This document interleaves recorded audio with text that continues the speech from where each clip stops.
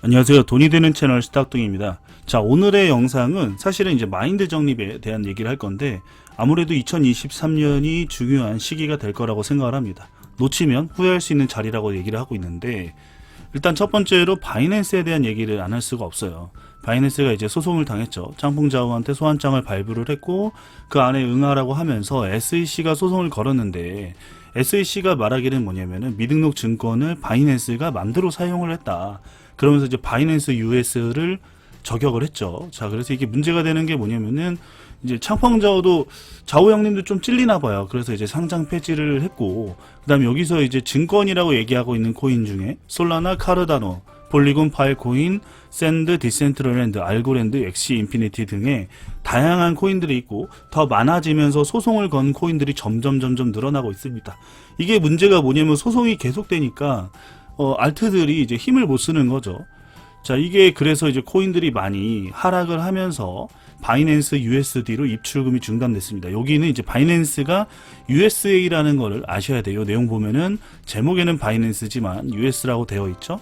그래서 달러로, 그러니까 테더가 아니고 달러로 코인을 살 수 없다. 이렇게 하면서 이제 규제를 하는 것이고, 그러면서 이제 미국에서 자금이 빠져나가고 있는데, 특히나 바이낸스 US에서는 자금이 많이 빠져나가서 4빌리언 달러라고 되어 있죠. 4조 원, 대략적으로 5조 원 이상의 자금이 빠져나가고 있다. 여기서 이제 바이낸스에 소송 건 거랑 코인베이스에 소송 건 건 조금 다르고, 바이낸스가 좀 치명타가 있는다, 이렇게 보시면 될 것 같습니다. 자, 그래서 창펑자오 형님은 무슨 얘기를 하냐면 숫자 4를 외쳤어요. 우리가 이제 숫자 4라고 할 때는 퍼드라고 얘기를 하고 있죠. 그러니까 미국에서 주장하는, SEC가 주장하는 것은 사실이 아니다. 바이낸스는 이렇게 얘기하고 있는데, 이 창펑이 형도 조금 쫄리는지 이제 직원 입단속도 시키는 것 같아요. 어려운 시기지만 함께 이겨내자. 이것을 이겨내면은 우리 2025년 불장을 맞이할 수 있다. 뭐 이런 내용이겠죠. 하지만 여기서 좀 생각해 볼 건 뭐냐면은 바이낸스가 너무 커서 공격을 한 게 아닌가라는 생각이 들고, 사실은 이제 증권성이 있다는 것은 아무래도 세금을 거두려고 하는 SEC의 어떤 전략이 아닌가라고 생각합니다. 결국에는 코인들은 어떻게 보면은 법적 규제를 잡아서 세금을 거둘 수 있는 환경을 만들 것이라고 생각하는데요. 그게 2025년까지인데, 아무래도 그 중에서도 골라서 증권성이 있는 것과 증권성이 없는 것으로 나누려고 한다, 이렇게 생각을 합니다. 그리고 또 하나는 뭐냐면 바이낸스가 공격을 하지만 사실은 이게 반사이익이 코인베이스가 있는 것 같아요. 자, 그래서 이제 코인베이스에는 장기적으로 호재라고 얘기를 하면서, 어떻게 보면 바이낸스의 파이가 정말 크잖아요. 여러분들이 잘 아셔야 되는 건 뭐냐면은, 우리 바이낸스 같은 경우에 스팟 거래, 우리가 이제 현금이라고 하죠. 현물 거래의 점유율은 거의 90%에 육박합니다. 이게 이제 거래량이 7조 원이거든요. 코인베이스 1조 원도 안 되고요. 다른 친구들 마찬가지예요. 이거 다 합쳐도 7개 합치면 이거 될까 말까? 이 정도입니다. 그러니까 바이낸스가 엄청나게 큰 거래소이죠. 게다가 파생상품 역시 마찬가지입니다. 파생상품을 보면은 거래량이, 하루 거래량이에요. 36조 원입니다. OKX 11조 원이고요. 나머지 7조 원 이렇게 되어 있는데, 이것 쭉 다 합쳐도 36조 원이 될까 말까니까 바이낸스의 영향력은 그만큼 어마어마하다, 이렇게 보시면 될 것 같아요. 이 두 개 합치면 진짜 장난 아니겠죠. 그런 의미에서 봤을 때 바이낸스의 가치는 정말 크다, 이렇게 보실 수 있는 것이고, 그렇기 때문에 이제 파이가 너무 크니까 바이낸스가 가지고 있는 파이를 조금 빼먹자, 이런 식으로 생각하는 것 같아요. 그래서 저는 바이낸스가 없어지지 않을 거라고 생각합니다. 만약에 바이낸스가 없어지잖아요?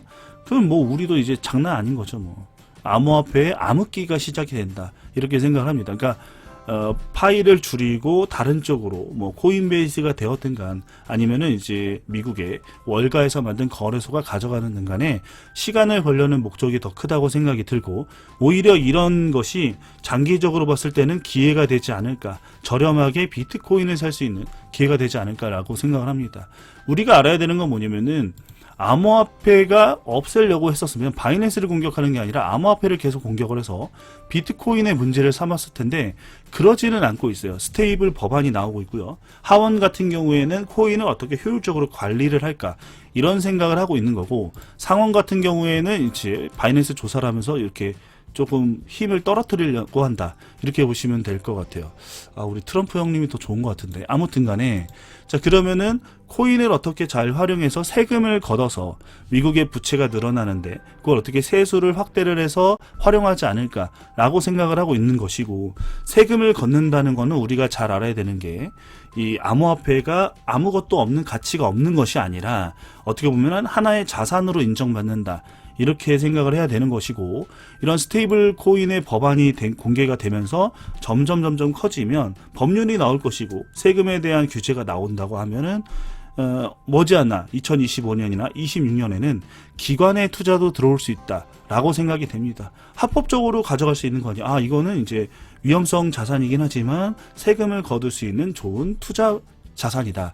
이렇게 생각할 수 있다고 저는 생각이 듭니다. 그래서 2025년이 되고 좀 시간이 더 지나게 된다면 비트코인의 시가총액은 금을 대체할 거라고 저는 생각을 하거든요. 근데 문제는 금을 대체하는 순간에는 우리가 이제 비트코인 한 개도 못 가져갈 것이다. 이렇게 생각을 하고 있습니다.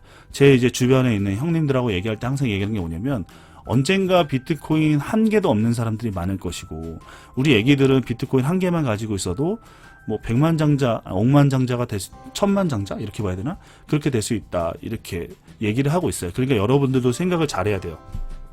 내가 단기적으로 이게 문제가 돼서 안 할 것인지, 장기적으로 봤을 때 비트코인 한 개면 뭐 한 4, 5천만 원인데 그거는 이제 뭐 30대가 열심히 모으면 1년 동안 모을 수 있잖아요. 술 안 먹고.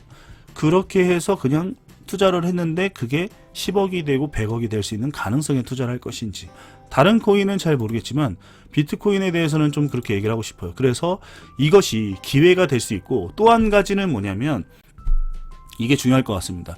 자, 이게 그 미국에서 나온 얘기인데 뭐냐면, 약세장을 점치던 월가가 강세장이 시작됐다는 얘기를 하고 있어요. 근데 여기에 가장 중요한 내용, 이걸 다 읽어보면 좋겠지만, 경기 순환도 되고 뭐 이것도 있겠지만, 중요한 건 연준이 금리를 중간에 멈출 수 있다는 확률이 있다는 것이죠. 그것이 6월달이고 그것이 다음 주입니다. 그래서 동이 트기 전에 가장 어둡다고 얘기를 하고 있잖아요.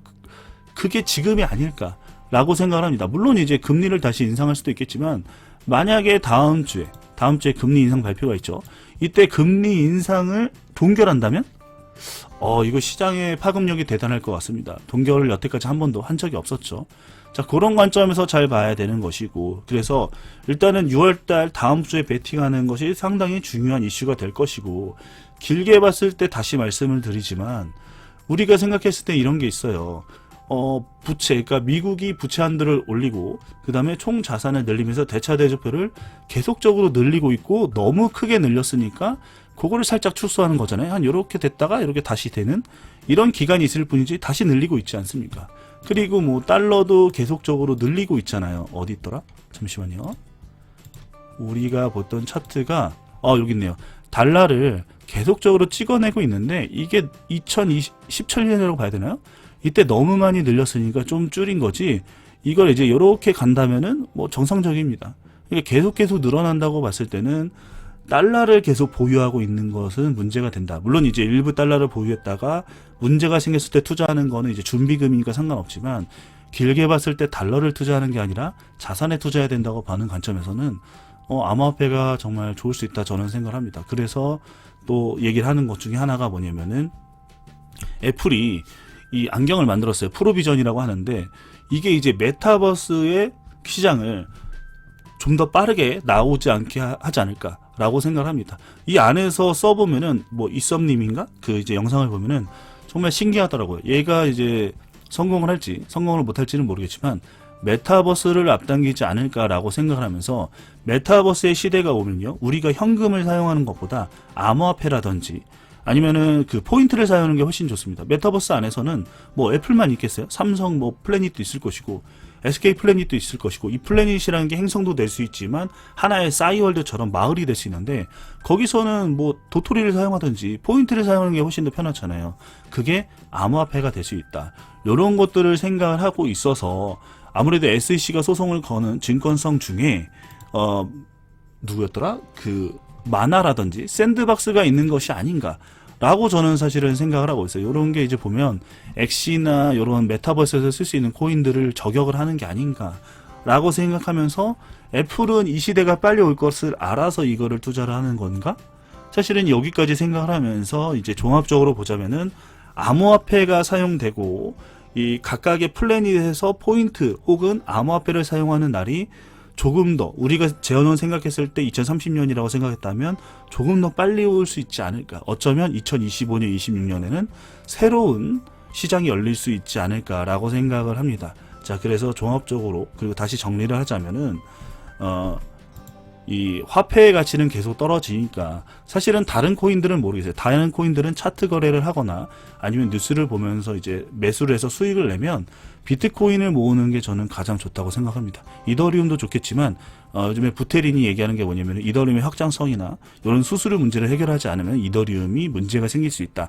이런 얘기를 했기 때문에 대체 불가능한 가장 중요한 비트코인을 모아서 최소한 한 개 정도는 모으고 있어야 되지 않을까라고 생각하면서 오늘의 영상을 마칠까 합니다. 여러분들도 한번 잘 생각해 보세요. 그래서 우리 커뮤니티에 오셔서 좋은 정보를 얻어서 수익을 내고 비트코인을 꾸준히 모으는 자세가 저는 좋다고 생각을 하기 때문에 한번 좀 생각을 하고 같이 정보를 공유했으면 좋겠습니다.